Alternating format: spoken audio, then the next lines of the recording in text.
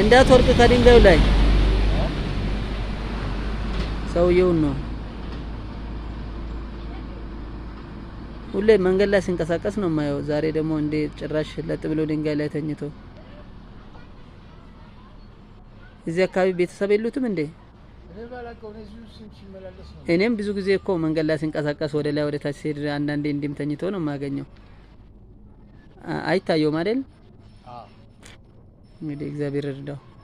ምናልባት ይሄን ታሪክ የሚያዩ ሰዎች እገዛ የሚያደርጉለት አካልም ከተገኘ ለምንም እንደዚህ ብዬ